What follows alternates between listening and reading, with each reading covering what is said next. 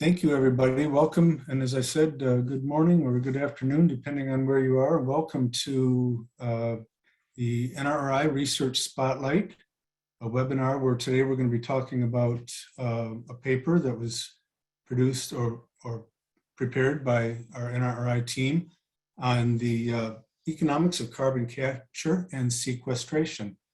I'd like to begin by thanking our funders for this project, the U.S. Department of Energy and the National Energy Technology Laboratory, NETL, for funding this project. And as I indicated, it resulted in a paper. This paper has just been released. You can find it on the NRRI website, on the NARUC website as well. So thank you to the funders for putting this together. This event actually is the very first event of the NARUC Winter Policy Summit. Officially, we kick off with the hybrid meeting, both in person and virtual, on February 13th, so Sunday through February 16th. We certainly invite you to participate in our Winter Policy Summit. If you haven't registered, please consider doing so. But today, we want to talk about this paper and thank the team from NRRI for putting it together. And again, this is really the very first event of the Winter Policy Summit. The program we're going to have, Dr. Carl Pechman is going to present the paper. We're expecting that will take approximately an hour, maybe a little bit less. If we have time, we'll take a break, and then we're going to go to a very short break, and then we're going to go to a Q&A format with our panelists, which are NARUC First Vice President and Chair of the North Dakota Commission, Commissioner Julie Fedorchak, Brandon Presley, Commissioner with the Mississippi Public Service Commission and a former president of NARUC, and the Honorable David Ober, Commissioner from the Indiana Utility Regulatory Commission. Commissioner Ober also chairs the NRRI Board of Directors. So we're really pleased to have the three commissioners joining us, and then they will, of course, be joined by Dr. Carl Pechman in the Q&A. This paper was really a joint effort of the entire NRRI staff, and I really want to thank everybody for all their contributions. Dr. Carl Pechman is the director of the National Regulatory Research Institute. I'm not going to read his bio, but Carl has a long career in regulation. He's worked at numerous places, including the New York Public Service Commission. He's done independent consulting. He also worked at the Federal Energy Regulatory Commission. Carl and I met during a project with the U.S. Department of Energy. So he has tremendous experience. He has his PhD in economics, as well as his bachelor's and master's degrees from Cornell University. Carl has authored some books, most notably Regulating Power, the Economics of Electricity in the Information Age. This book was written back in 1993, but it is still relevant today. It was a very forward-looking look at the development of markets back in the early 90s. And that book can also be accessed through the NARUC website and NRRI website. So with that, I'm going to turn it over to Carl, and Carl's going to present. So Dr. Pechman, please take it away. Thank you so much, Greg. It's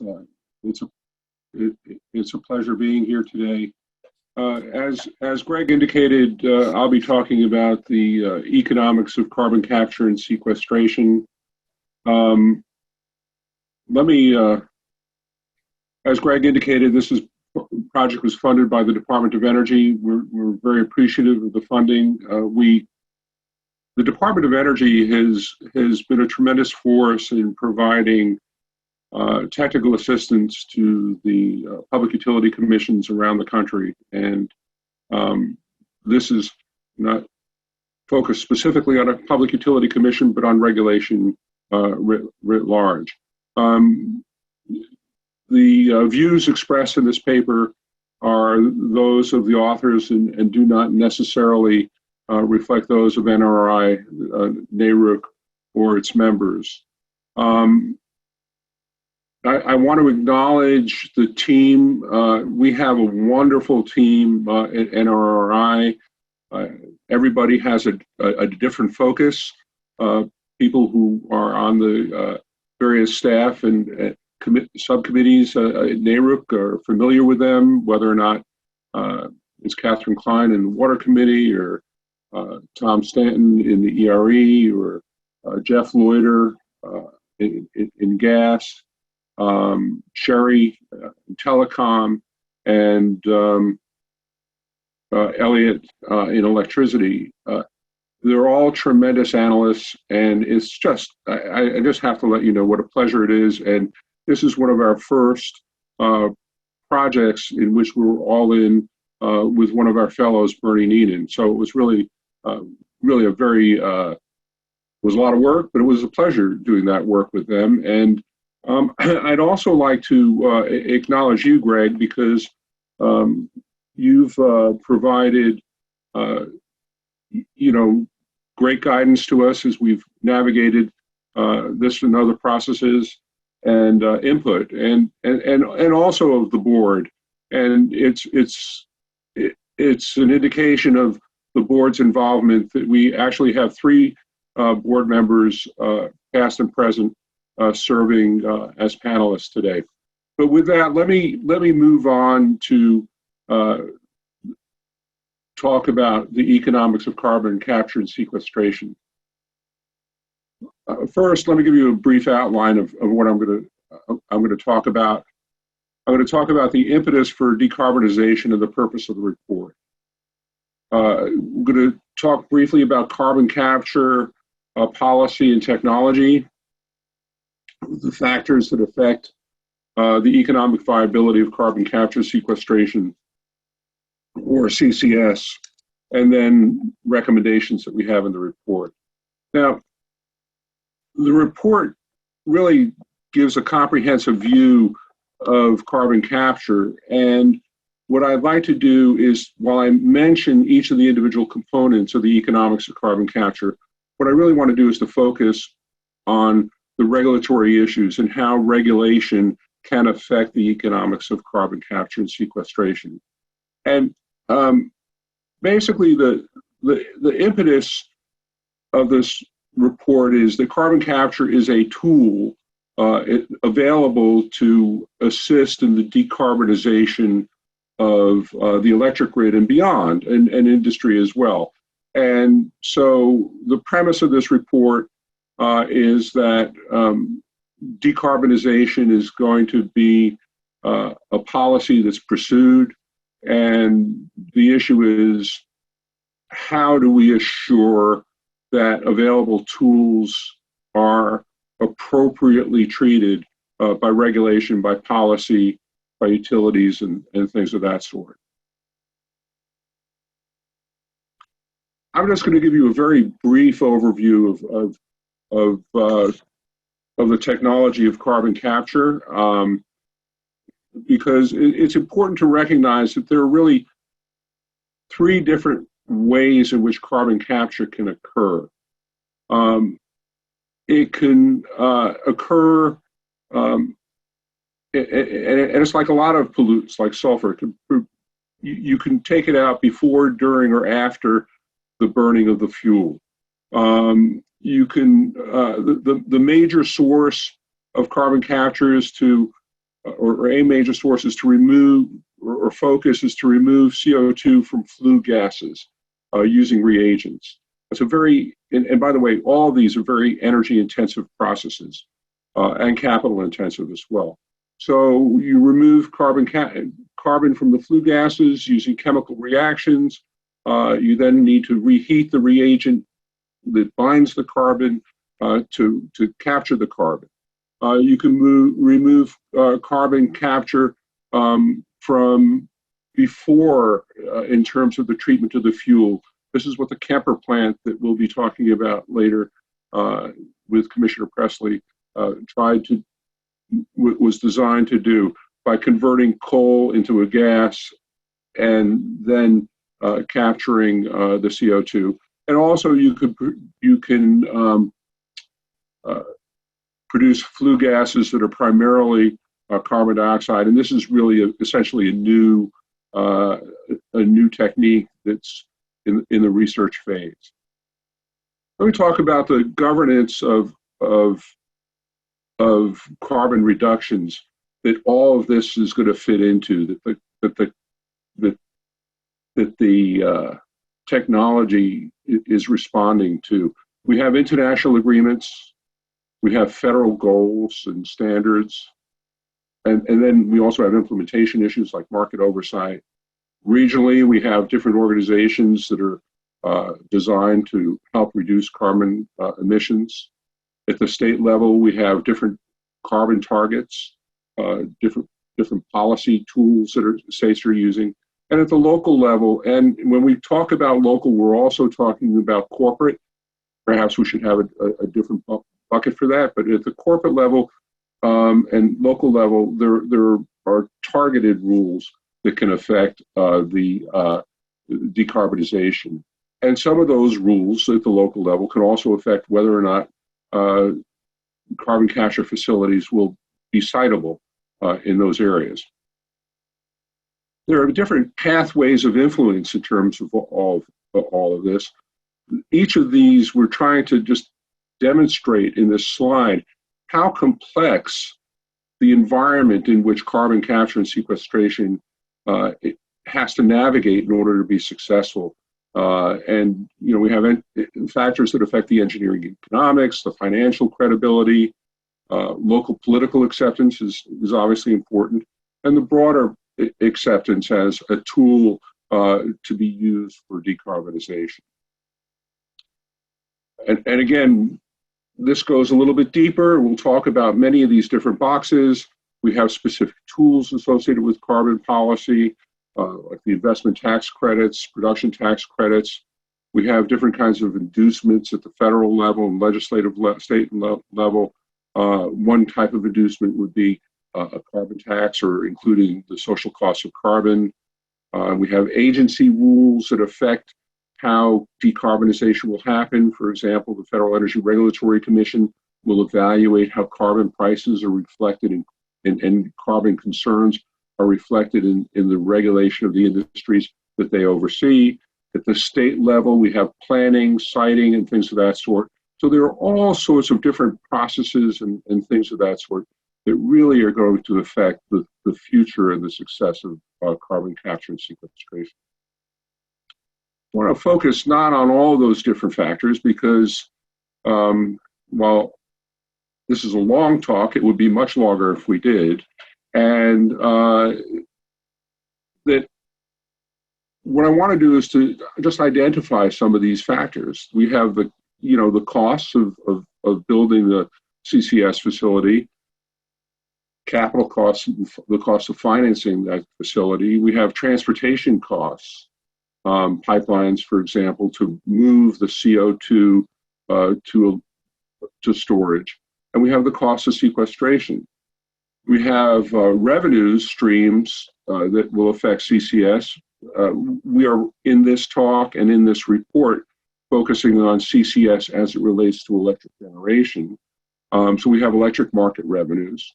We have subsidies, which we'll talk about just briefly. Greenhouse gas related revenues, for example, can a merchant CCS plant receive offset value for sequestering carbon. And very importantly, in terms of the economics of carbon capture and sequestration, we argue in this paper that planning has a very significant role to play. So it's possible to dive further than we did in the report on the economics of CCS in terms of looking at certain of the factors of cost. And we just put this slide up for consideration going forward. one question that arises is, does it make sense to standardize what a CCS plant would look like? And when you look at the history of nuclear versus the history of combined cycle generation, there are a lot of lessons that we can learn from that.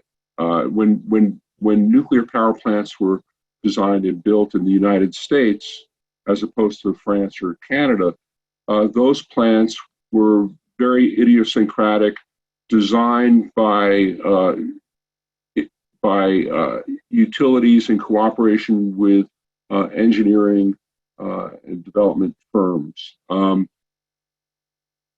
plants were all essentially different.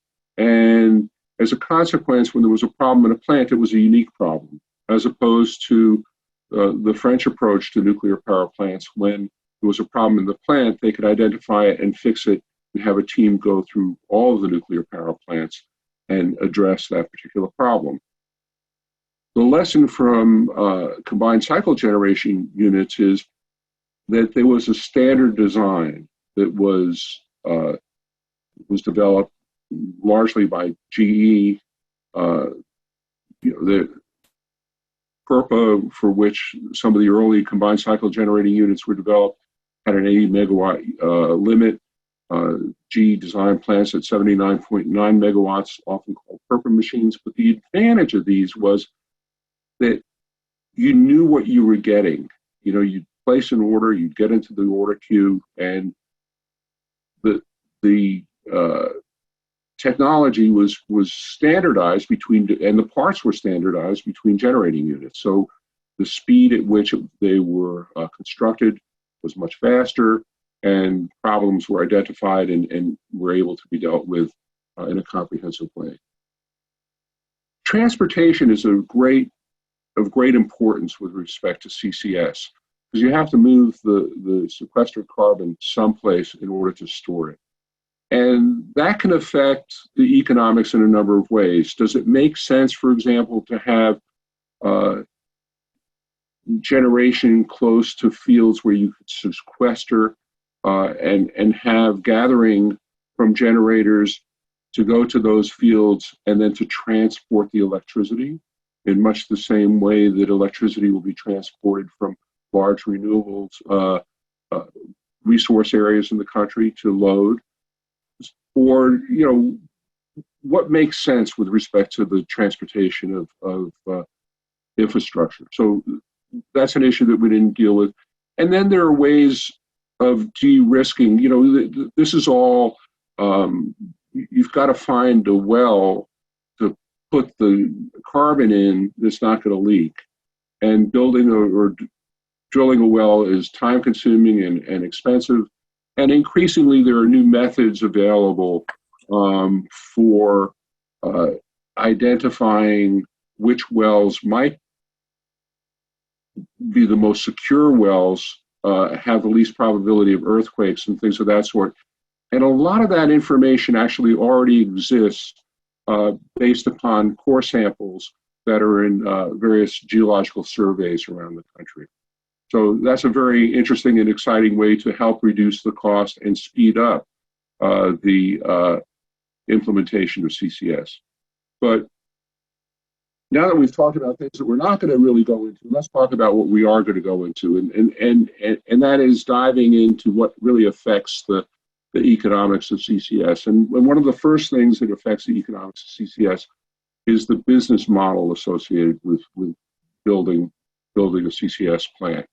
And we've identified basically, three different buckets of business models. The first are utilities. We have investor-owned utilities.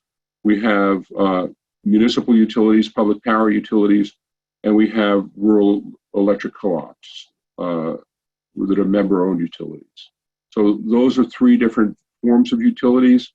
They typically are similar. They have different oversight. And some different accounting treatments, which we'll talk about in a minute. There are competitive developers of CCS, self-generation or merchant plant. Self-generation is a plant that's building its own generator to supply its own load. and then sequestering the carbon there. A merchant, and therefore it's all an internal cost. A merchant plant is trying to interact with the market, selling its electricity, selling its services in terms of sequestering CCS and things of that sort. State federal is a direct grant to build CCS. And we really don't talk about the state federal option very much. So I want to talk about the utility business model. I think that's very important. And basically, you're all familiar with it. With the revenue requirement is the capital cost of building the plant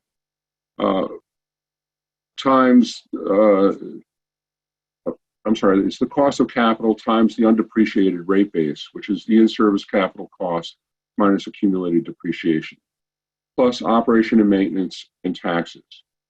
So I want to distinguish an investor-owned utility with co-ops and public power utilities as we think about this, because investor-owned utilities are generally a mix of debt and capital. They issue stock, which is, debt and equity. They issue stock, which is a form of equity. And public power and co-ops finance with 100% debt.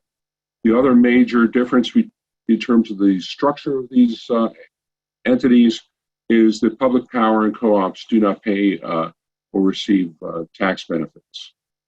And as we'll talk about this, that has an effect on the economics of CCS.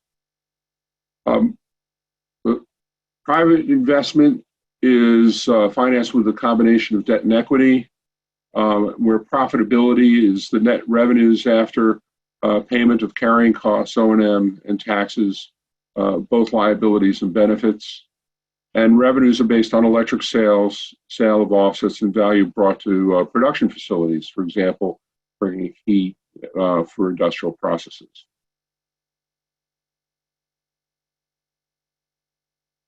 I want to focus on the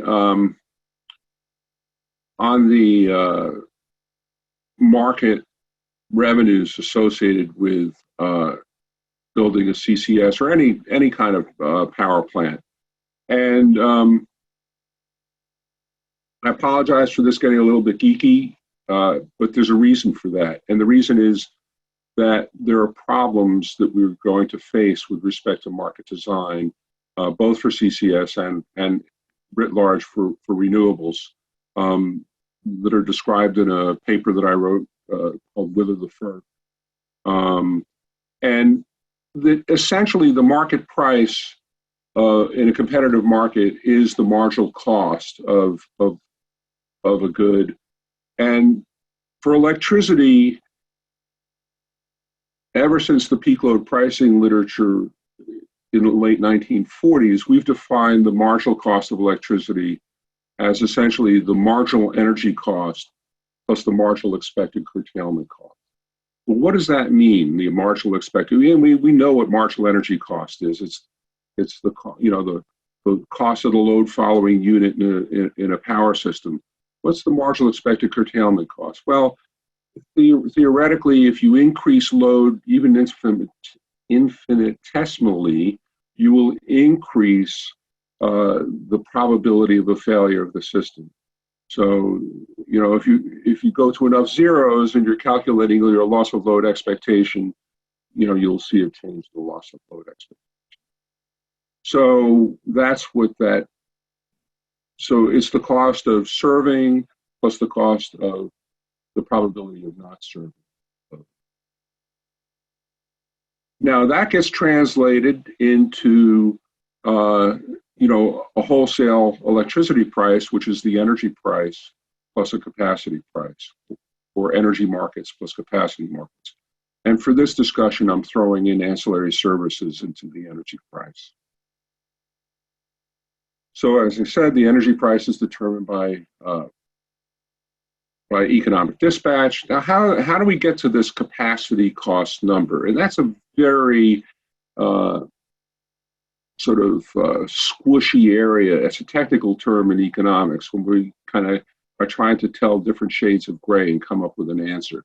So it's a squishy area. And what we've done is developed a theory that says, at the optimal reserve margin, the marginal expected curtailment cost is equal to the price of a peaker.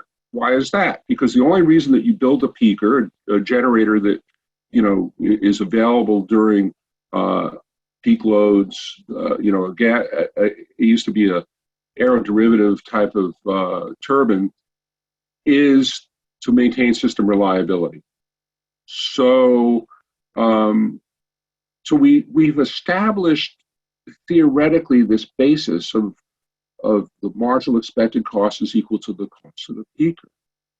And in fact, what the theory of peak load pricing suggests is that if every generating unit is paid its marginal cost,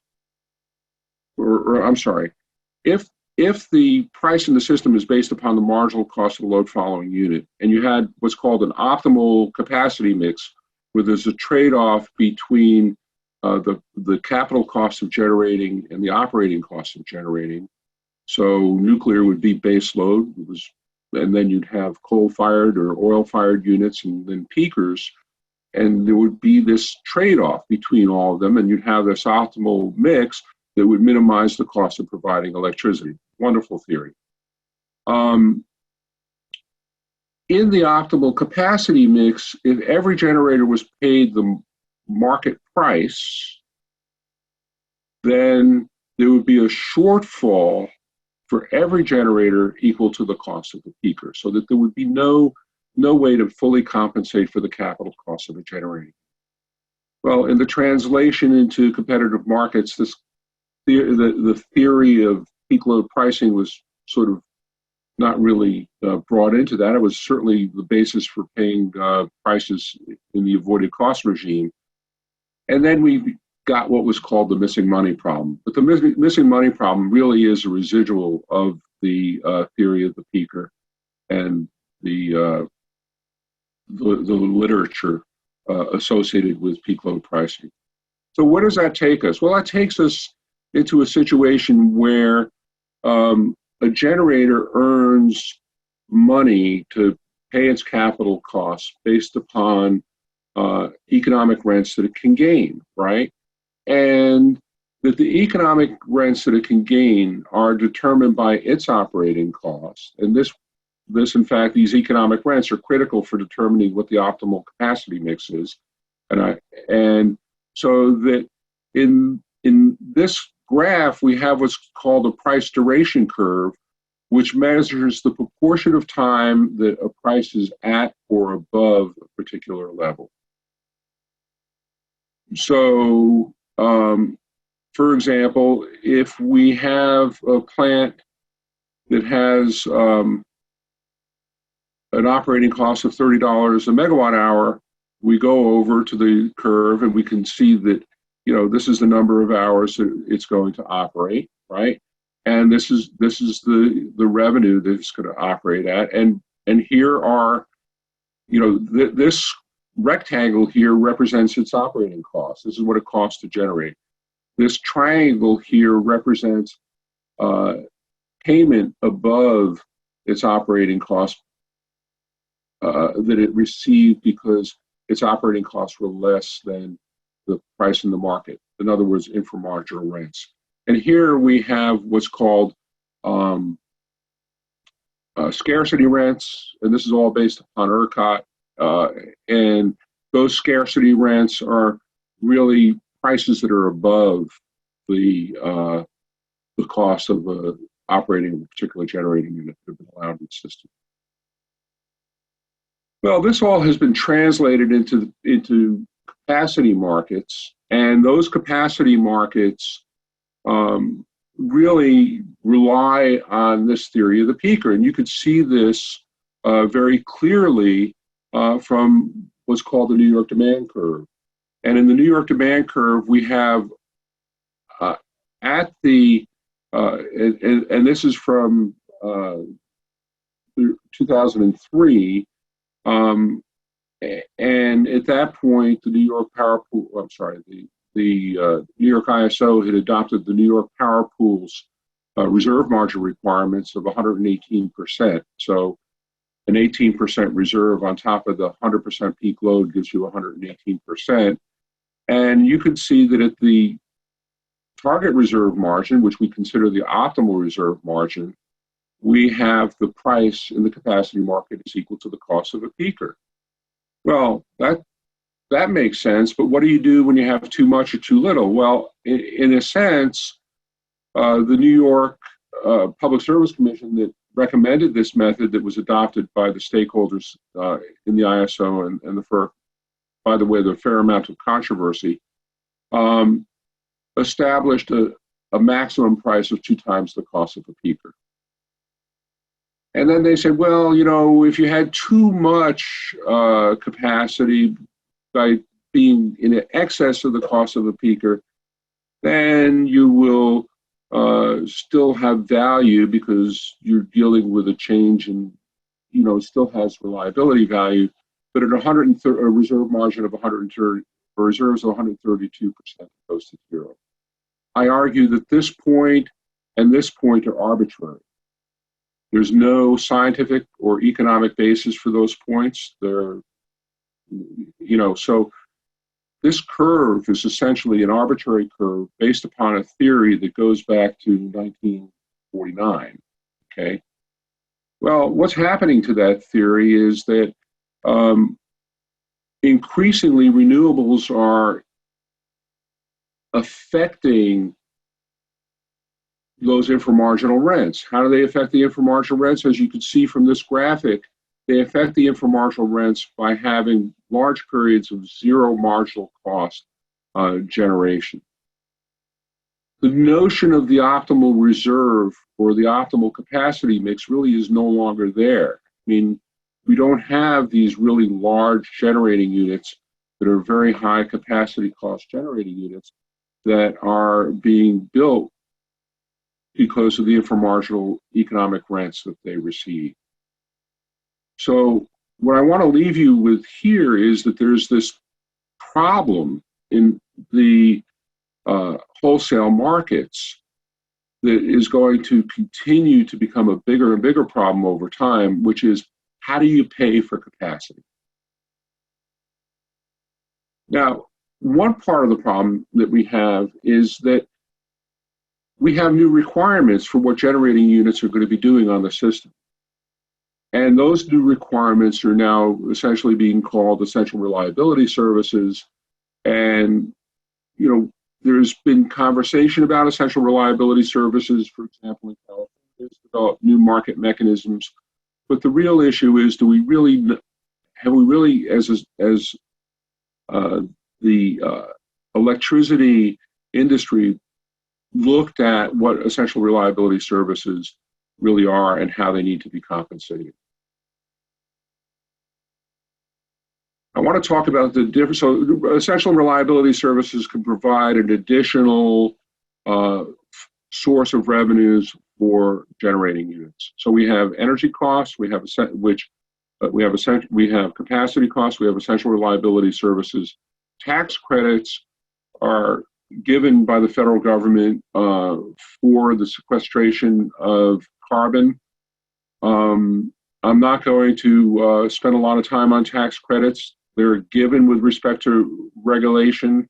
They're going to be a pass-through in terms of their treatment if a regulated entity builds a CCS plant. But what's really particularly important about tax credits is that not all entities are able to take advantage of these tax credits. And as a consequence, co-ops, municipals, and also many other for-profit merchant plants have to enter into agreements with tax equity partners in order to essentially sell the value of those credits. Well, our position in the paper is that sale of the value of the credits diminishes their value, and as a consequence of diminishing the value, the federal government isn't getting the bang for the buck that they are paying for. And that one way to ameliorate this is to have direct pay of those subsidies as opposed to tax equity partners. I want to talk about revenues associated with carbon and carbon taxes. So carbon taxes are essentially a mechanism for the federal government to internalize the price of greenhouse gas emissions into the production of electricity. Now, from the standpoint of CCS, what the effect of the carbon tax is to raise the price of electricity in the market to reflect the emission of carbon. Okay, so that's the primary effect, but it also has a secondary effect, and that secondary effect is to affect the price of offsets, which I will talk about now. So offsets are increasingly the EPA, starting out with its bubble policy in the 1970s, has recognized that the command and control approach to reducing emissions is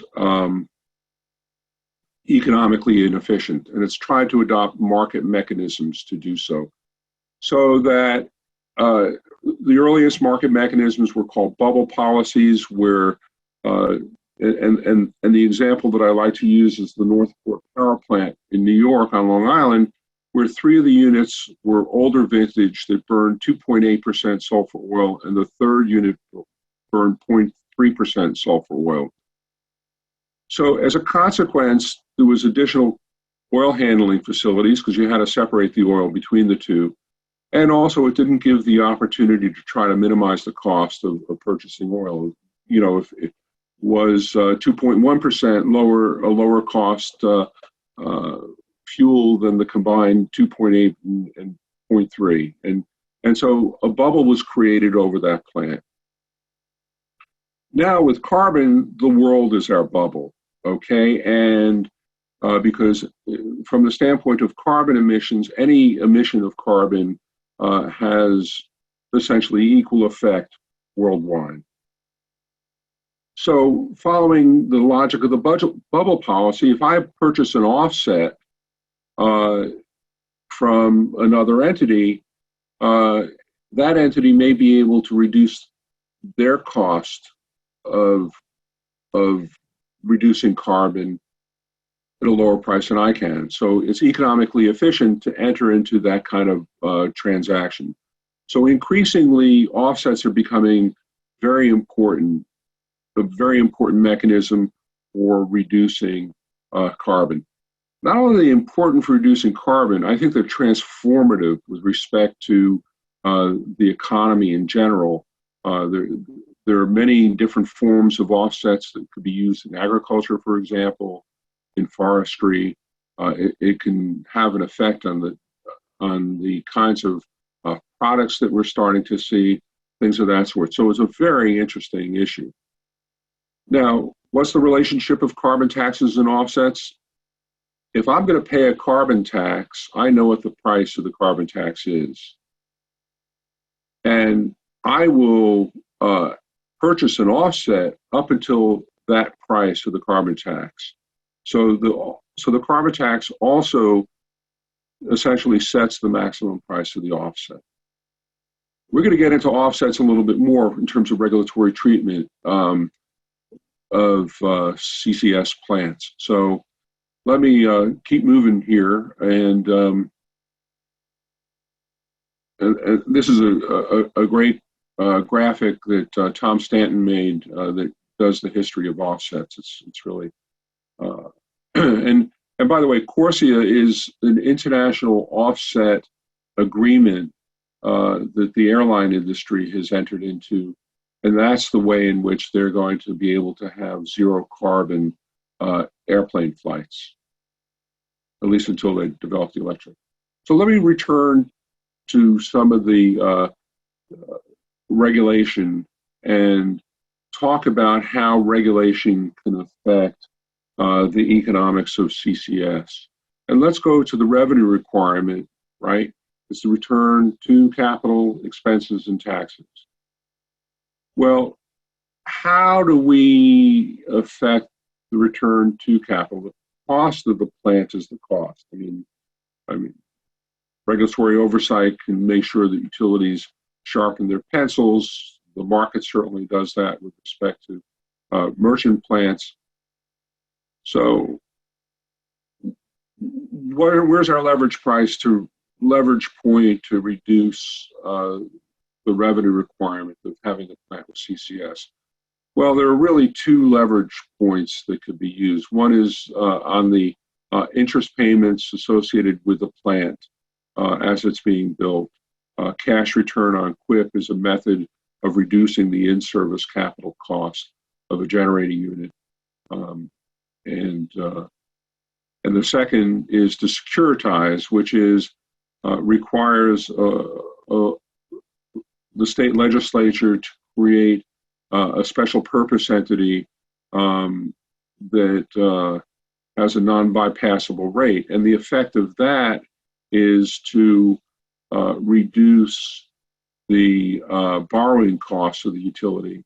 And in fact, it could be 100%, which arguably reduces some of the incentive of the utility to build a large capital facility as well. So at any rate, these are two methods, these are two financial methods that are available, two general financial methods that are available to regulation to facilitate the construction of generation and CCS. And by the way, the cash return on QIP also has an effect on the cost of capital in that it can improve the credit rating of a utility, and it does that by increasing the utility's cash flow. But it doesn't do it to the same extent that securitization. So I want to focus on adding the capital into rate base. And I guess that's on the next slide. Okay, and I want to talk about the Prudence standard because as regulators, we're familiar with the Prudence standard. And the standard essentially falls into a two-pronged test. The first is, was the decision to pursue CCS reasonable at the time that it was made? And the second is, was the facility development prudent? Was it reasonable? Did they incur unnecessary expenses and things of that sort? Was the engineering done appropriately?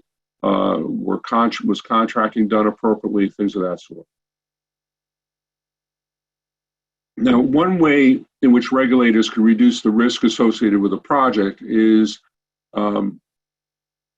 through a pre-declaration of prudence, where the utility comes in to the Public Utility Commission and argues that this is a plant that ought to be built and that in concept, the construction of the plant is reasonable. Now, that does not absolve the utility from acting prudently with respect to the way in which they pursue the construction of the plant. And I think we'll hear a little bit more about that during the comments. But I think that what's really important and what's problematic with respect to CCS is trying to figure out how CCS fits into the needs of the utility, the provision of service to customers, and things of that sort. And I would argue from what we're seeing that a major portion of that in terms of the electric revenues are problematic. You know, they don't reflect the need for decarbonization in terms of the wholesale market. That price is nowhere to be found. And so that when a utility commission looks at the prudence of CCS, there's a question of how does one evaluate the prudence of CCS, and what tools do we use? Well, we know, for example, that the integrated resource plan will be a valuable tool for doing that. But what I would argue is that planning is very important with respect to determining the need for CCS, and in particular, some way to determine whether or not CCS is needed and required with respect to meeting decarbonization goals. I'll go back, and I call that we call that the need for CCS, and the one way to think about need, which may or may not be a great way to sell it from my standpoint, is that when nuclear power plants were being developed, they needed to demonstrate that the plants were needed, and they did that based upon very simple load forecasts and whether or not there was sufficient capacity to meet reserve margin requirements. And that drove the need. I would argue here that what we have to have is some sense of how does CCS fit into an overall plan for decarbonization. Now, planning occurs at different levels. It occurs at the federal level, which is very concerned about transmission, at the utility and the state level, which is concerned about resource adequacy, and increasingly at the distribution company level, which is concerned about distribution system planning. What we haven't seen to a large extent is an emphasis on how does the plan meet decarbonization goals. And again, I return to the idea of need, and need can be that it's faster to decarbonize with using CCS than it is by rolling out with other types of renewables. It may have a locational benefit. These are all things that really need, I shouldn't be using that word, but require more intense study and debate and things of that sort. And I would say that, a national energy plan undertaken under Title VIII of the Department of Energy Reorganization Act that focused on decarbonization is one vehicle at the national level where we can talk about the need for CCS. So again, we return to these pathways. You can see from, the conversation that we've had, which only focused on some of those pathways, that it's complicated. And I promised to tell you more about offsets and prudence, and I haven't. So let me take a minute to do that. When a utility comes in and says that they need to build a CCS plant in order to meet decarbonization goals, I, as a regulator, would ask, well, what are your alternatives for doing that? And one of the alternatives is going to be offsets. And can you meet your decarbonization goals with offsets? Now, one of the problems with respect to offsets currently is there's a great deal of variability in terms of the quality of offsets that exist. And so there's increasingly an effort on the part of what I would call the voluntary offset market, where companies are concerned that they're actually getting what they're paying for in terms of decarbonization. And one of the critical questions is what's called additivity. Okay, let me give you an example. You have an old growth forest that locks up an awful lot of carbon. You would like to give that an offset, but the question is, well, what am I paying that resource? Why does that additionally sequester more carbon? Because the forest is there, and perhaps it's a forest that's not going to ever be cut, whatever. But so you could see that the issue of additivity becomes very difficult. We've dealt with conditions associated with counterfactual, what I call counterfactual resources in the past. We've successfully dealt with bringing energy efficiency into regulation, and I think that regulation, and I believe that this is a great area for state regulators to work with the federal government in terms of creating accounting procedures for offsets and things of that sort. I'll go back to and the paper that I believe was that I presented to the FERC, or comments to the FERC on offsets, talked about the important role that the Federal Power Commission had with respect to accounting rules. And I think that, and providing coherence to regulation through accounting rules. I believe that offsets require a similar kind of coherence, and think that the Federal Energy Regulatory Commission, working with the state PUCs, can come up with a great set of rules, and also the private voluntary markets that are already thinking about things can come up with ways of dealing with this, so that we can have forward markets in offsets, and we can capitalize investments and things of that sort. So let me come to the end, to the recommendations. First is, the decarbonization plan will help, that there are actions that states can and should be potentially considering about how to deal with the in-service cost of CCS plants. We encourage states and the federal government to adopt direct pay provisions to support CCS.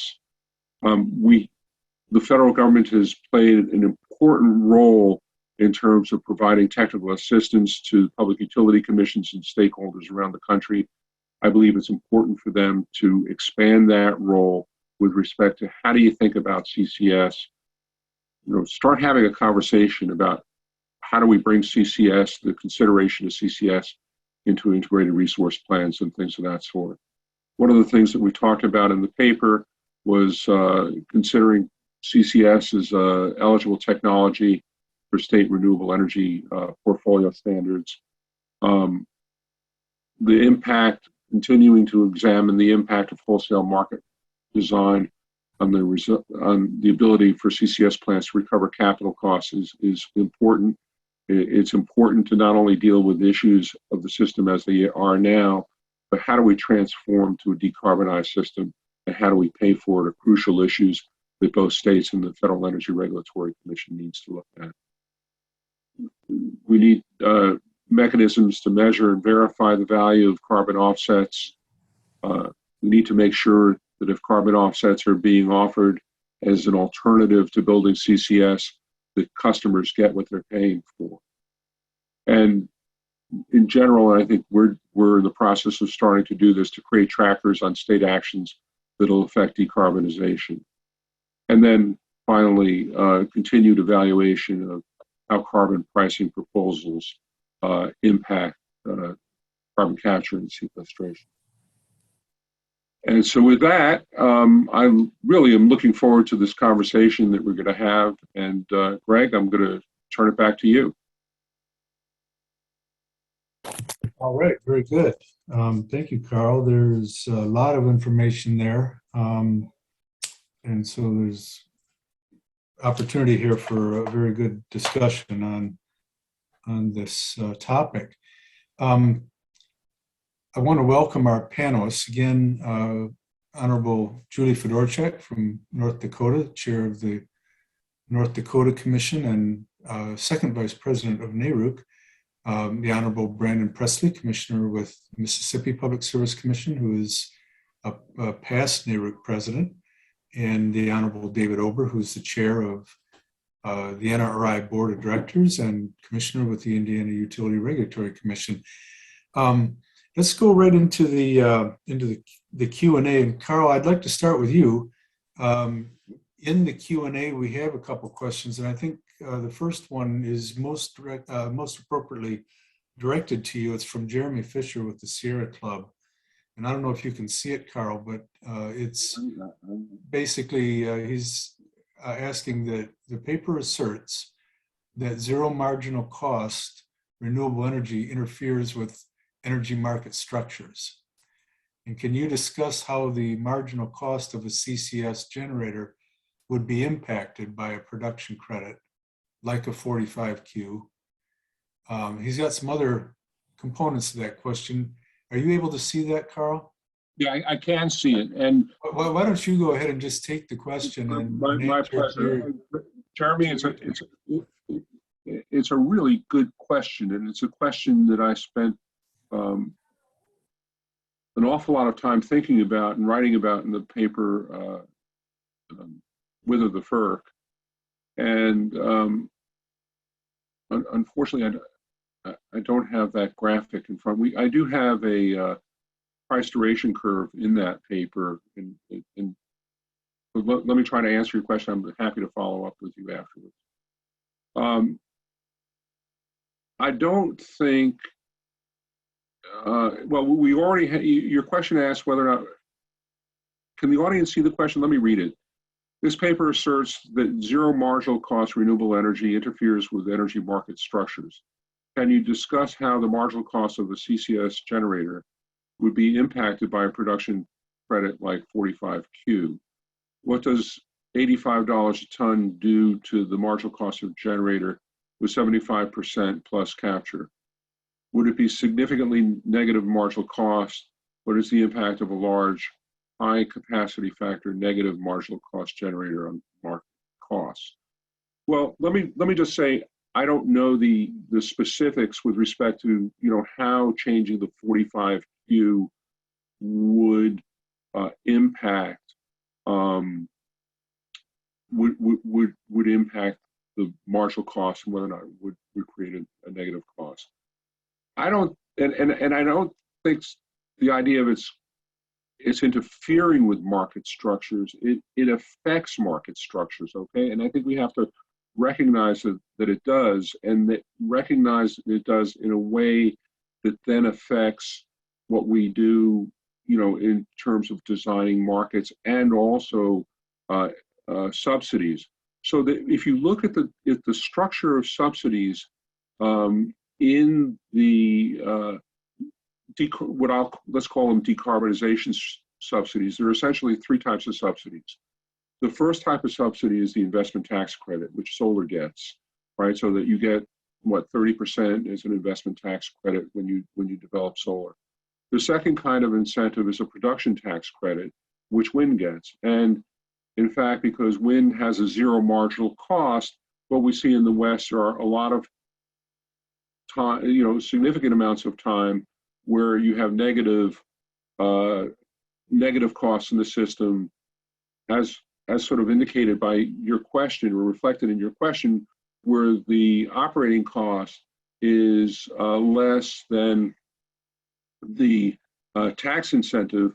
You can then bid into the electricity system at a negative price. That's kind of problematic, and then the third is an incentive for carbon removal, which can be similar to a production tax credit. Although there are thresholds, so that, for example, you can potentially not get the tax credit. So my point is,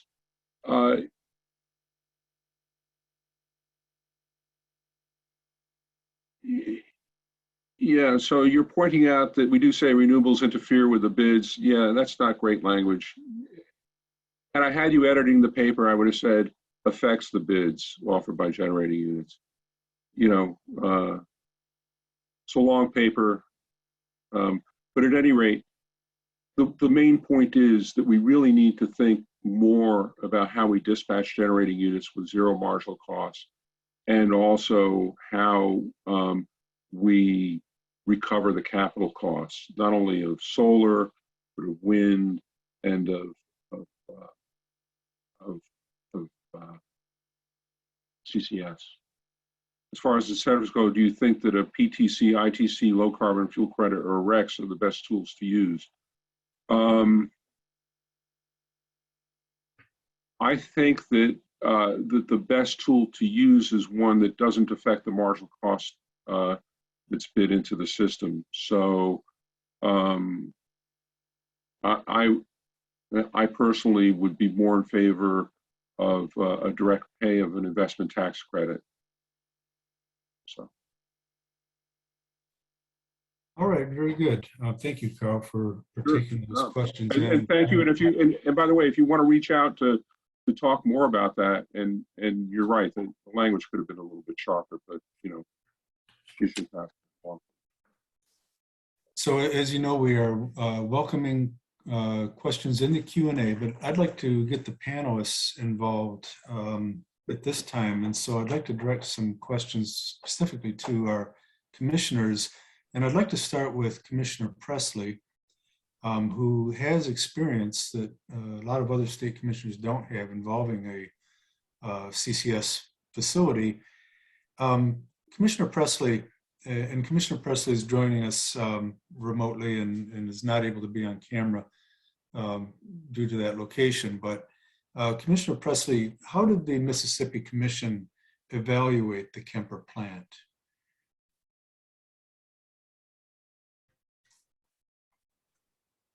Maybe we lost him with the.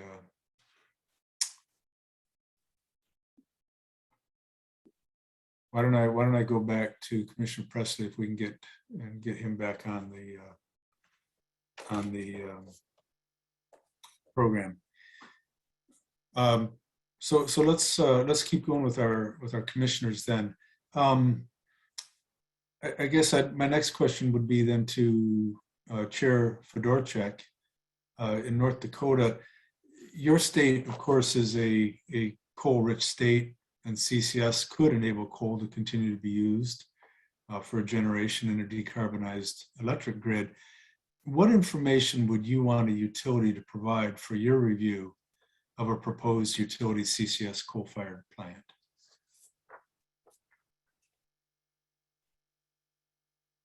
I'm unmuted first. Yep, there you go. The classic Zoom mistake.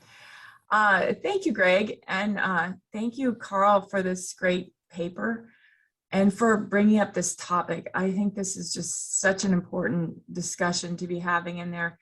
I can't claim to be an expert on all of these issues, but I really feel like it's valuable to have the discussion to get us all thinking about this important topic. North Dakota, just before I get to that question really quickly, I just want to say that the North Dakota governor has established a goal for our state that is unique to any, and his goal is to be net zero by 2030. And carbon capture and storage is the key way and pathway that he believes that we can do that. And that some of that relates to our geology and our amazing geology. He calls it the jackpot of geology. We have over the ability to store over 4,400 years of North Dakota's total production of carbon dioxide. And that breaks down to 50 years of the total US production of carbon dioxide. So to say that our state is aggressively pursuing carbon capture and storage is an understatement. We have a number of projects going forward in that way, both taking carbon dioxide from other states and capturing and storing carbon dioxide that we're producing in North Dakota. So we think it's a really important solution for the globe. What I think when I look at this, this issue and what I would expect utilities to bring forward, I think, Carl, you lay out a whole bunch of good recommendations that will make me think more about this. But just initially, one of the frustrations I have is that when we have new resources being proposed by our utilities, the comparables that we get are somewhat narrow, I would say, and they provide a comparison between several types of generation just on the generation type. So it might be, just like wind versus solar versus gas, combustion turbine, et cetera. And it's more on their marginal cost. And what I think we need to start looking at is the full cost of some of these technologies. And so carbon capture and storage is not going to be, especially initially, real cheap. The tax credits will make it more affordable and help reduce that price tag. But I'd like to start seeing comparables where we look at, we have to look at all the attributes, like Carl was saying. There's a lot of additional attributes that a resource like a coal fire power plant or a gas fire power plant bring to the grid, and what are those costs? What is their value? We need to start valuing those in the integrated resource planning process, not just from the grid side of things. And then also, what are the other costs included for comparable resources that we aren't currently valuing? We don't currently value or look at the cost of transmission, the cost of fuel certainty. So like if we're looking at gas as it compares to coal, for instance, what is a firm gas contract cost as compared to just assuming we can get it on a spot market for the cheapest price, which we know from experience already now isn't always possible. So we need to look at, some of the costs of those firm gas contracts. What are the costs of the pipelines we're going to need to build to provide that gas backup everywhere? And also, what are the costs in some of the supply chain that we're taking for granted right now? Are we fully valuing the costs of some of the supplies in all across the board for the resource mixes, the various resource mixes throughout the supply chain? Are we relying on really low cost labor in certain parts of the world to make certain technologies more affordable? And those are the full costs that I think we need to start considering when we start looking at comparing the various solutions to decarbonization. Very good. And if you don't mind, I'm going to stick with you just for a little bit, because your answer brought up two things that I think are very, very relevant to the conversation and to the presentation as well. The first, Carl in the paper spoke on the levels of influence that go into figuring out whether or not a CCS plan is going to be economic. One of the things that we deal with as state commissioners, we obviously have the record before us, but there's also other things that come into influence, right? And Carl identified some of those with the local, et cetera. To what degree would things like local employment benefits, how important would that be into the regulatory review of the prudence of a CCS plan? So currently in our state, we aren't allowed to consider those. Okay. Now, they are a big factor in our state policy as a whole, but when it comes to us considering whether something is prudent, there isn't a value put on those. Now, we do have the assumption of prudence baked in to, and so I guess to the degree that there is an assumption of prudence for any of the local generation that's built here, that helps value some of those in, economic benefits that the state has. So there is that assumption of prudence that we can deploy in considering some of the in-state generation resources. But how that comes to play with carbon capture, that's a whole different level. So we'll have to see about that. Haven't thought through all of that yet, Greg. Well, in your answer, really validates the point that there's various levels of influence, and it may not be exclusively delegated to you, but it is part of the consideration that's going on at these various levels of influence. Yep. So very good. And then you brought up another one that I'm going to follow up on, and then I'm going to turn to Commissioner Ober. But you brought up the transmission challenges, right? There's been a lot of proposals out there, and as you know, the bipartisan infrastructure law has some provisions in there that are aimed at expediting the process for building national transmission system, right? So from your perspective, would building out a national transmission system enable North Dakota to become decarbonized, to become a decarbonized coal hub that exports power to other states, much in the same way that some states will be exporting wind energy, including yourself? Yeah, great. That's great. Great question. And I have to say, yes, it would. And to the extent that there's a pretty dynamic regional transmission system that comes from North Dakota, goes through our state and to our neighbors. We're already seeing that and have for probably 30, 40 years.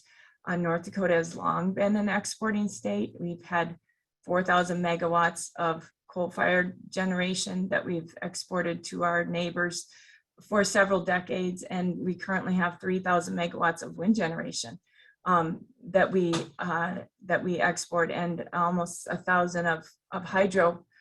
So we have, quite a diverse portfolio already, and a lot more capacity to generate electricity here. And our citizens are somewhat familiar with having transmission constructed and built in our backyards. And so there's still, nobody loves having high powered transmission lines in their backyard. It's just not like the most desirable way to increase your property values. And it's not that much fun to look at either. But that said, North Dakotans are kind of pragmatic people, and we have a lot of transmission already in our state. And I don't think we will be ground zero for battles on the additional build out of transmission. I think you'll see folks here being somewhat cooperative in that regards. I'm not as optimistic though nationally, and I think that's one of the serious issues we need to consider. And I loved Carl's pointing out, like, we should start weighing the options in terms of decarbonization and looking at the total challenge of when we look at all the new generation that needs to be built and overbuilt for some of the pathways, and then all the transmission that has to be built to support that, and the pipeline infrastructure. Is it really ultimately going to be cheaper and faster than developing the carbon capture and storage technology, perfecting it, deploying it on the existing fleet that we have? I mean, I think those are really important questions that we need to think about. I don't have that answer, but I really like talking about it and looking at research by others on those topics. All right, very good. Thank you for that. I would like to turn to Commissioner Ober at this time. Many, as commissioners, as public utility commissioners, we have full-time jobs. These are full-time jobs. However, as I indicated earlier, Commissioner Ober also is the chair of the board of directors of NRRI. He also has another hat that he wears as the president of the organization of PJM States Incorporated, or OPSI. And I know Chair Fedorchak just finished her term as the president of the organization of MISO states. So these are all things that are squarely in front of you. But Commissioner Ober, I'd like to hear if you have any thoughts on, is it prudent for organized markets to investigate whether market revenues can support the recovery of the costs of developing a CCS plant? If yes, how should they proceed? Well, thanks, Greg, and thank you, Dr. Pechman, for your presentation. I first have to admit just my lack of complete understanding around this topic. I've been doing a lot of reading in the last week, and I think even this paper has said that in order to achieve a net zero 2050 goal, it's estimated a price of somewhere around 50 trillion, which is like 2.4 times the GDP of the United States. So we're talking about a lot of resources needed to accomplish that goal. And the further in my reading, I've read that there's no one technology that's going to be able to achieve that. And so exploring further carbon capture and sequestration seems, on its face, prudent to continue the conversation. As far as wholesale markets, I think that PJM had engaged stakeholders on a carbon pricing through a carbon pricing task force, and was looking at various regional and sub-regional pricing models for that. And I'm curious, Dr. Pechman, if you have thoughts on whether carbon pricing at a wholesale market is key to the economics of CCS participating. I haven't gotten that far in the paper if you've covered it, but I think that I tend to think that it's important to keep everything on the table for discussion, and to discuss how various out-of-market payments and other direct support might impact bids into these markets. I think that PJM probably versus MISO is a higher value target as far as, you know, capacity markets and energy markets and ancillary services than perhaps MISO. But you know, there's so much going on in the stakeholder processes at each of these in each of these regional organizations, and I don't find this to be a distraction, but it's a we're not talking about small dollars here. So I'm curious, as we get further into this discussion, and wherever my research and my reading might take me, what is the break-even point for us for CCS, and whether it necessitates, you know, a retrofit on existing plants, or if this is simply a technology that would need to be installed on new generation coming in, and whether that alters the economics and where that puts them in the that supply curve for energy production. But I like I said at the top of my remarks, I mean, this is a fascinating area, and I think it's certainly important to keep talking about it as a piece of the pie as we work towards, you know, short-term goals like net zero 2030 or 2050, and the deep decarbonization efforts that jurisdictions around the country are pursuing. Very good. Carl, did you want to? Yeah, I'd be happy to. Thank you so much for those comments and really good questions, because, you know, the real issue to me is, you know, we can look at this in a variety of different ways. First, let me talk about the carbon tax issue that you raised. I'm in favor of pricing carbon, but I do know, in an analysis that I did years ago, demonstrated that when the relative prices of fuels change, the effect of the carbon tax can really be diminished. And so carbon taxes, just coming up with a number, is a first step, but this really got to kind of be a process. The alternative sort of economic approach to carbon taxes is really more called cap and trade. And in that process, you essentially say, okay, here's the level of emissions that we're going to have, and therefore we're going to bid up to that level, you know, and that's really the way that we approach sulfur and sulfur emission reductions. So the real question in my mind is it a hard cap? What is it that we're planning for? Are we planning for a hard cap where we have strict targets on carbon emissions, or are we trying to do some sort of balancing and saying this is the economically efficient level of carbon emissions? And I think analytically, those two approaches will give you different answers. I mean, they'll be different in terms of the way you approach those. And that's why I think that having some decarbonization plan, and by the way, I go back to, you know, there's no, I don't think that you need to be like exactly precise when you're trying to do this. I don't think that you need to, you know, be using security constrained optimal power flow models and things of that sort, because we know when we're doing planning that, you know, a few factors here and there are going to throw the whole thing off. So we could be very precisely wrong, or we could be sort of get an idea of what the future looks like.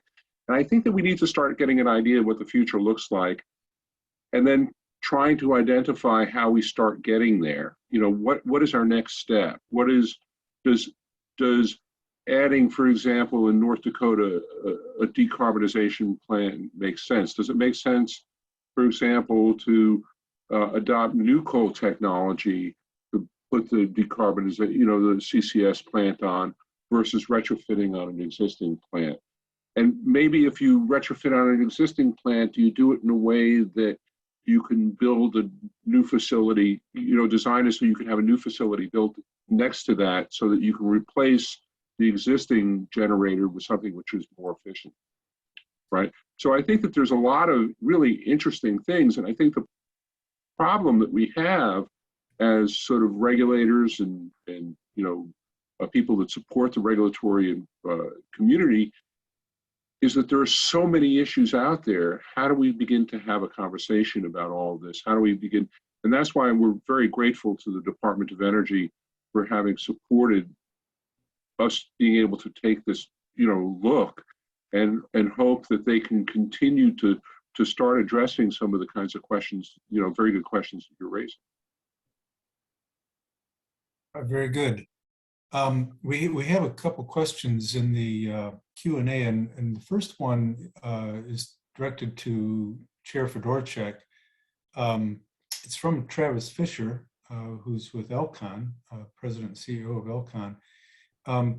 Commissioner Fedorchak, are you aware whether or not North Dakota estimated the consumer cost of the net zero CO2 goal?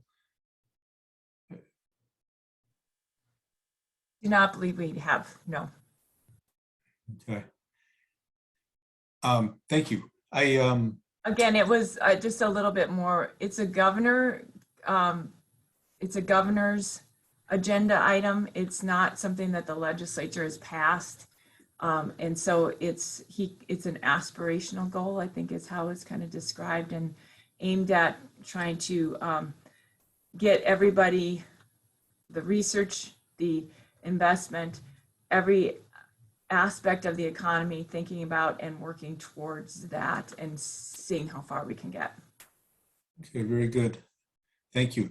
I'm really sorry that we lost Commissioner Brandon Presley from Mississippi, because he had a wealth of information to share given the experiences they've had in Mississippi, specifically with the Kemper plant.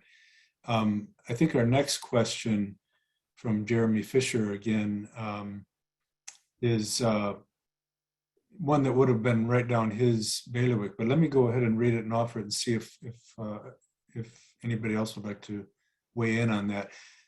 So Jeremy asks, given that CCS is quite expensive and risky and relies heavily on subsidies that only apply if removal is successful, how should regulators look at protecting ratepayers if utilities pursue CCS?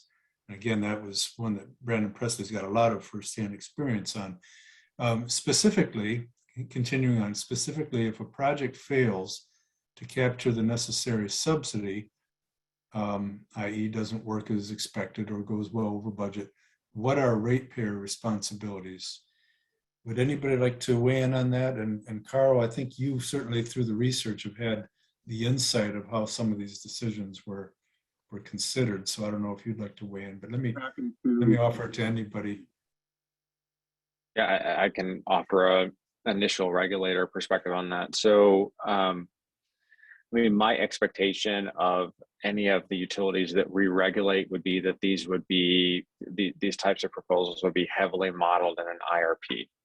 And we don't docket those proceedings, so there's no determination made by the commission whether the preferred portfolio is prudent or imprudent or appropriate. We do issue comments from our Director of Research, Policy and Planning on those filed IRPs, but our utilities are moving fairly quickly to all source RFPs that then inform the eventual IRP and the modeling that goes into those. And so we would see a lot of the the figures and the pricing that goes into how it's weighed in an eventual portfolio. And so a lot of that, and then that becomes, part of the case in chief that would be filed with our commission for a pre-approval petition. And so we would receive a lot of information. I mean, I certainly agree that this technology, to me, it seems new, that this technology is, it has many applications, both in the power sector, but also across industry, and that there are other revenues that can be sought downstream in various processes. But from my perspective, I mean, we've had kind of a untested or a newer technology in an IGCC plant here in Indiana that has been highly controversial, and the fallout from that continues to this day, even though it was put into service about 10 years ago. And so I think that there's probably some gun shyness here in the state, and I would say that I certainly share that about the exposure of customers to costs and the reliability of the technology. But again, as I stated prior, my reading has been that in order to achieve these net zero goals and to address the climate change threat, you have to be flexible and have optionality, for all eventual futures or all potential futures. And so this technology is here.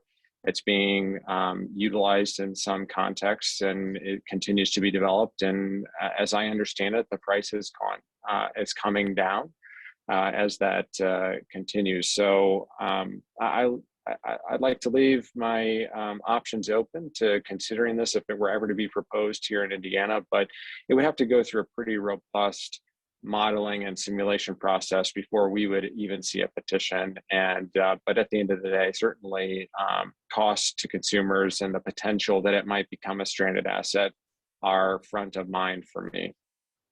Absolutely, and you certainly experienced one of the risks, which is the risk of early adoption. Craig, Yeah, go ahead, please.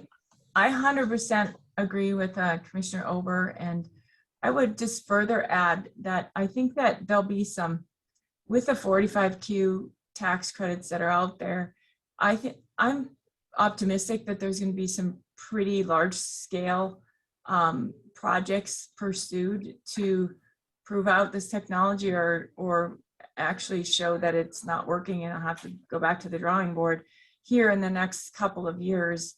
And, I think the industry understands that it has to be proven soon or it's not going to be, it's going to be irrelevant because other technologies are coming to the market. So we'll see how that works. And there's a couple big projects in our state. There's a 705 megawatt lignite power plant that is being Project 100, it's called, carbon capture and storage project, is being developed and probably will be determined within this year whether to move forward with that or not. And that's owned by a cooperative utility. And so they're going to see how that looks. And then we also have a merchant generator that was just recently purchased. It's an 1100 megawatt facility, and they're committed to using carbon capture and storage for that as well. And so that one I'm particularly excited about because a merchant generator isn't gonna, they'll prove it out. If it works, great, but it's not going to be at the risk of any of our utility ratepayers. And I think that there's a lot of opportunity there, and they see opportunity from being able to market their power as clean and also, other credits that they can get, et cetera. So I think there's some opportunities with the federal tax credit to help prove this technology out without putting ratepayers at risk, at least on some of these initial big, huge projects, or second round, I should say, of big projects. Right. Very good. Carl, I'm not going to ask you to speak for Commissioner Presley, but did you have any other insights you'd like to share in response to that question? Well, I think that if he were here, he would point out that what was it? The Kemper plant problems with the Kemper plant ended up with a $6.7 billion disallowance. I believe that's the correct number. So when I talked about prudence, there are really two different kinds of prudence that we're concerned about as regulators. The first is the decision initially to pursue a particular asset, and that's really what Commissioner Ober is focused on. And the second is how well has that asset been constructed, and that really is, was the problem with Kemper, which, by the way, wasn't the CCS part of Kemper; it was the coal gasification part of Kemper that was the problem. So, so really, how well, and so that there is a certain amount of risk that a utility takes with respect to building a CCS, and that's why if units can be, or if we go back to different ways of reducing the cost or reducing the risk, if units can be standardized, that's certainly a way of reducing risk. If everybody builds their own plant, then there's a lot more uncertainty with respect to how effectively that plant will operate. Okay, very good. We have the next question in the Q&A asks about tax credits, and I do think Chair Fedorchak addressed it at least to some degree, but let me go ahead and read it and see if we have any additional thoughts. How about tax credits, incentives for companies that can reduce pollution with new or upgraded technologies? Anybody want to add to Chair Fedorchak's earlier response?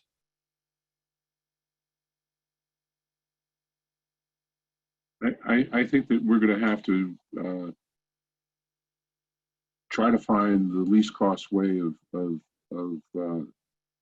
reducing carbon emissions, and to the extent that carbon emissions, it's out of the money, if you will, and needs incentives to provide reductions, then tax credits are certainly an option. But again, tax credits are difficult with respect to entities that don't have what we call a tax appetite. Years ago, I helped the city of Santa Cruz school system invest in or enter into purchase power agreements for solar. And one of the problems that we had in terms of looking at different options that we had was that because it was a school system, we weren't able to take advantage of tax credits. And that led into a particular kind of transaction. So we need to be cautious, and I think that the way in which subsidies occur needs to be kind of thought about as well. And that goes to the earlier question about the difference between the production tax credit, the investment tax credit, and the 45Q credit. Each operates in a different way. All right, very good, thank you. We have a quote with a question from Joe Christian in the Wall Street Journal apparently yesterday. He put in more than 80% of proposed commercial carbon capture efforts around the world have failed, primarily because the technology didn't work as expected or the projects proved too expensive to operate, according to a 2020 study by researchers at Canada's Carleton University. And Joe's question is, any response to this article? I think the response is it's new technology, and it's complicated technology, and it's needed technology, and so the question is, how do we keep pushing the envelope until we get it to work? And fortunately, organizations like NETL and their international partners are trying to figure out how to get that technology to work and how to make it more cost effective. That in my mind, the cost effectiveness issue goes back to the plan. A decarbonization plan. Do you need it? Even if it's really expensive, do you still need it? And if you need it, then you have to figure out how to pay for it. And our friend Elliot Roseman with the U.S. Energy Association, USEA, is on, and he seemed to be thinking about the question before it came up. Let me read Elliot's question here. To gain insight on the benefits and costs of removing carbon through CCS and other approaches, example given renewables demand management, would it not be worth evaluating what the impact has been and will be of the emissions trading system in the EU? There is good research by my employer, USEA, and others on this. Could NRRI pursue an analysis of how carbon taxes at different levels would change the price of power and whether reliability would be at risk from such implementation? I think that's probably directed mostly to you, Carl. Yes, and I think we'd be happy to. And we look forward to talking to you about sources of funding for that, Elliot. And, very good. Next question. Is there a way to capture the CO2 and use it for plant growth, which will then produce oxygen? I don't know that any of us are prepared to answer that question, but actually, I'll take a stab at it because that's something that North Dakota is looking at. Very good. I think it's actually been used in greenhouses. In other states, I can't cite where, but there is, use of oxygen or CO2 in greenhouses.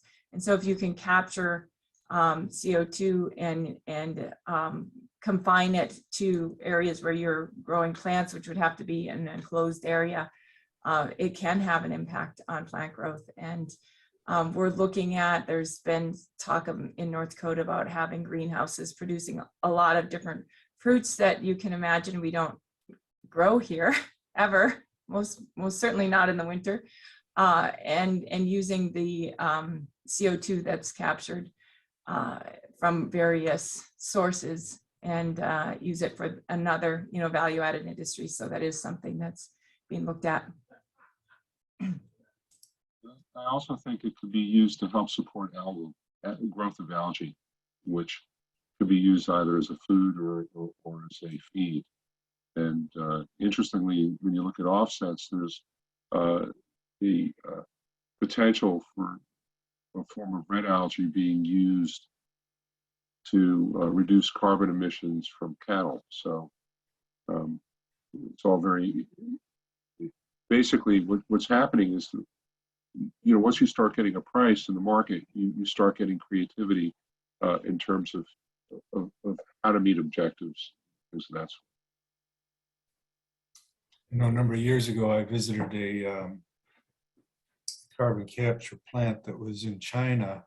It was off of a natural gas combined cycle plant, but they captured about 10%. When it was in operation, they captured about 10% of the carbon. It wasn't for climate, it was for commercial uses. So basically they captured what they could and then used it strictly for commercial purposes.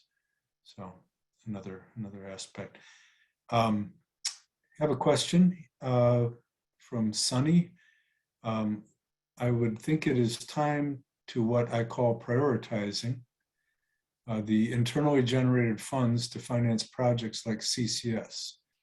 Have the PUCs consider this along with current low short-term interest rates? Anybody want to take a shot at that?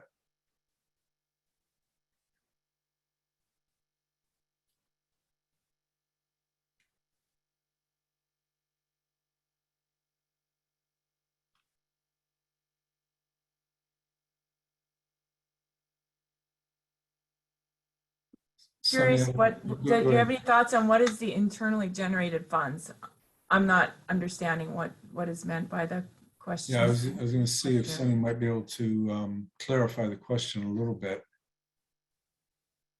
I think it's to use internal cash flow. And so that one of the issues is that if you use your internal cash flow for developing the asset, you can adversely affect your bond ratings. So you need a certain level of cash flow, you know, as a feedback loop there. So,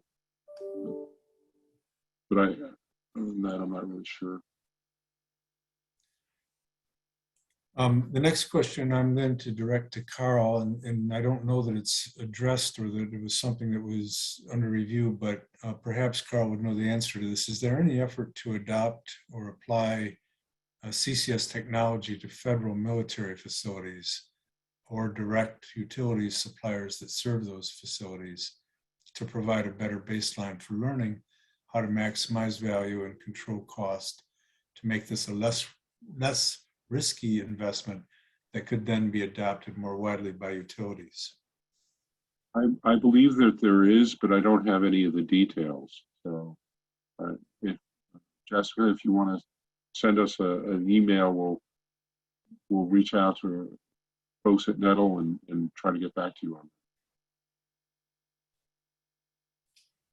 that. Okay, very good. And Sunny did put in the Q&A. First would be depreciation expense and other internal cash flow funds. So I think along the lines of Carl's response. Anybody else have any thoughts there?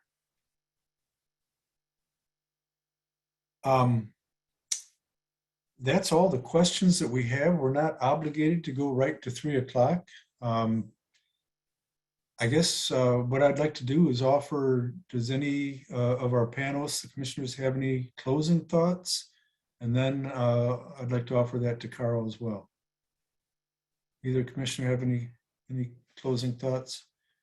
And again, I'm sorry to the audience that Brandon Presley apparently had some connectivity issues. I know he was unable to join us with video because of that, and apparently he just lost his connectivity. But please, David Ober, go ahead.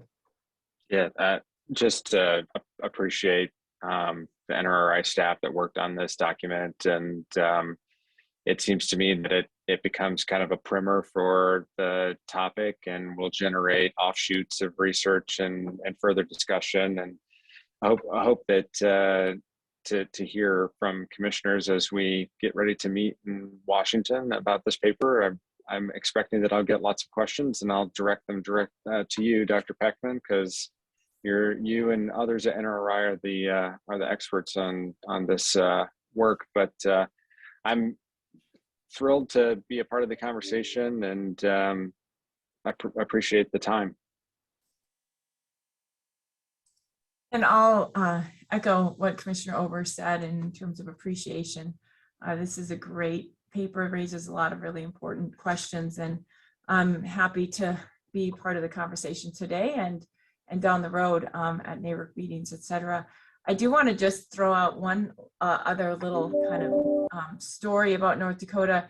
There's another project that's underway. It's not necessarily relevant to CCS as it relates to generation facilities, but it is related to CCS in general and does kind of speak to the growing broader market for carbon capture and storage. And that is, there's a series of ethanol facilities in Iowa that have kind of banded together, and in the ethanol production, the carbon dioxide comes off in a separate stream, so it's easy to capture that. It's not costly, and they are capturing that carbon dioxide, bringing it together to a mainline pipeline, and then piping it all the way up to North Dakota and storing it in storage areas in our state. And this project, they're already developing the pipeline routes, securing the easements for the storage, securing the easements for the pipelines, and moving forward with this project. It's many billions of dollars total investment, but in exchange for capturing and piping and storing that CO2, the ethanol will be considered a green fuel. And so they're pursuing that and moving forward that at kind of record speeds. I mean, we're just going to see that project here within the next year, breaking ground, I would anticipate. So just one of those big projects on the horizon that I think is worth watching, and kind of speaks to the whole focus on carbon capture and storage on a wide variety of industries, and as a solution to national and international decarbonization. So thank you again. I am muted. Very good. Thank you so much, both of you. Carl, any closing thoughts, and then I'll wrap it up at the end. All right. Okay, thank you. Well, I really appreciate, commissioners, your input and engagement today and on an ongoing basis. And look at this as the start of a longer term analysis of how we can help to support the regulatory commissions around the country as they look at the different kinds of options in terms of decarbonization. So it's great seeing you on Zoom, but I'm going to be happier to see you over the weekend in person in DC, and safe travels. And Greg, again, thank you for everything that you do for us at NRRI. It's certainly my pleasure. And so, yeah, let me close just by saying, adding my thanks to the NRRI staff. I think this is an excellent paper. Really pleased that we were able to present it today. Thank you so much for our panelists for joining us. Commissioners, we really appreciate your time and insights as well. So this will wrap up this particular webinar, and I do want to just remind everybody that this is the very first event of the NARUC Winter Policy Summit that is coming up. And I just want to close by pointing out the slide that we have in front of us. You will find on the NRRI website numerous papers and resources. Please take advantage of that. Contact our team if you have questions, and we appreciate the opportunity to serve the regulatory community. With that, thank you all so very much. Thank you.